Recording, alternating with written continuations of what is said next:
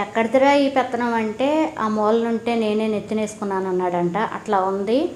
అపార్ట్మెంట్లో అద్దెకుండే వాళ్ళ మీద పెత్తనం చేసే ప్రతి ఒక్కడు కూడా ఓనర్ అయి ఉంటే చాలు, వాడు ఎన్ని ఈఎంఐలు కట్టినా నెలొచ్చేపాటికి అద్దెకుండేవాడు అద్దె కడుతున్నాడు, నువ్వు ఈఎంఐ కడుతున్నావు, నీకు వాడికి పెద్ద తేడా ఏముంది? మెయింటెనెన్స్లు అందరూ సేమ్గానే ఇస్తున్నారు. నువ్వెంత ఇస్తున్నావో అద్దెకుండేవాడు అంతే చేస్తున్నాడు. నీకు ఒక్క నెల ఉద్యోగం పోయిందనుకో, ఆ ఈఎంఐ కట్టకపోతే నీకు బ్యాంక్ వాడు జప్తు చేస్తాడు. నువ్వు అది తెలుసుకోకుండా ఏదో పెత్తనం చేయాలి అన్నట్లు చేస్తే ఎట్లా? ప్రతి వాడు నెత్తికి పెత్తనం వేసుకొని ప్రతి వాడు కార్ పార్కింగ్ అక్కడ కాదు ఇక్కడ అని చెప్పి నీళ్లు పడుతున్నాయి అని అది పడుతున్నాయి అని, ఈడేమన్నా ప్రాబ్లం వచ్చిందిరా బాబు మరి నువ్వేదన్నా క్లియర్ చేస్తావా అంటే అయిపోద్ది అది ఇది అని చెప్పడమే కానీ మళ్ళీ ఆ ప్రాబ్లమ్ని క్లియర్ చేసే అంత సీన్ లేదు. మరి ఎందుకురా బాబు మీకెందుకు ఈ పెత్తనాలు? దారిని పోయేదంతా నెత్తి మీద పెట్టుకొని పెద్ద బిల్డప్లు ఇవ్వటము. మీరు మీ బిల్డప్లు, మీ ఈఎంఐలు కట్టకపోతే ప్రాపర్టీలు బ్యాంక్ వాడు జప్తు చేస్తే ఆపాస్ పాలవుతారు. ఈ మాత్రం దానికి ఓకే బిల్డప్ ఎందుకు బిల్డప్ ఇవ్వటము? మళ్ళీ గ్రూపులు, వీటిల్లోనే అపార్ట్మెంట్లో పెత్తనాలు చేసేవాళ్ళు గ్రూపులు. వీళ్ళల్లో ఒకడి వైపేమో కొంతమంది ఉండాలి, ఇంకొక వైపేమో కొంతమంది ఉండాలి.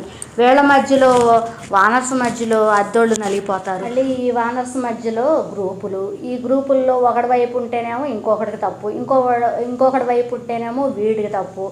ఈ తలకాయ నొప్పులన్నీ పడుతుంటే మళ్ళీ ఆడవాళ్ళు పెత్తనాలు, ఈ ఆడవాళ్ళు పెత్తనాలు చూస్తుంటేనేమో భూమి కూడా పట్టదు. నువ్వెంత అని లెక్కలేనితనంగా మాట్లాడటం. నువ్వెంత ముందు అది చూసుకో, నీ ఎంతమాలు ఏంటో ముందు చూసుకో. గురువెంత గింజ అంట, దాని కింద ఉన్న నలుపు తెలియదంట. అట్లా ఉంది. అద్దుకున్నవాడంటే తక్కువేం కాదమ్మా. వాళ్ళకుండే ఇమేజ్ వాళ్ళకు ఉంటుంది, వాళ్ళకుండే ప్రాపర్టీస్ వాళ్ళకుంటాయి, వాళ్ళకుండే డిగ్నిటీ వాళ్ళకుంటుంది. వాళ్ళు ఇప్పుడు ఎంత లేదన్నా సరే 25-30 వేలు లేనిదే సిటీలో రెంటలు లేవు. 25-30 వేలు కడుతున్నారంటే వాళ్ళ క్యాపబిలిటీ ఎంత అనేది నువ్వు ముందు అంచనా వేసుకో. నీ క్యాపబిలిటీ ఏంటి, వాళ్ళ క్యాపబిలిటీ ఏంటి అనేది చూసుకుంటే అక్కడే కళ్ళు తెరి కింద పడతావు.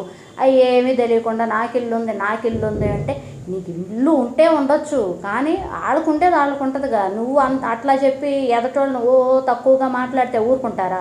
4 సార్లు ఊరుకుంటారు, 5వ సారి మొహం పగిలేటట్టు సమాధానం చెప్పారనుకో, తలకాయ తీసుకెళ్ళి ఎక్కడ పెట్టుకుంటావో కూడా తెలియదు. ఆ భాగ్యానికి ఎందుకు ఈ ఆడవాళ్ళు, ఈ రాజకీయాలు? అపార్ట్మెంట్లలో వానర్స్ అయితే మాత్రం అద్దోళ్ళని పీల్చి పిప్పి చేయాలని ఉందా?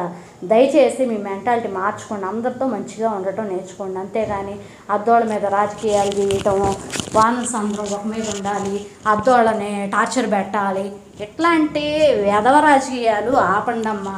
మీరు శూర్పణఖల కన్నా ఎక్కువైపోయారు.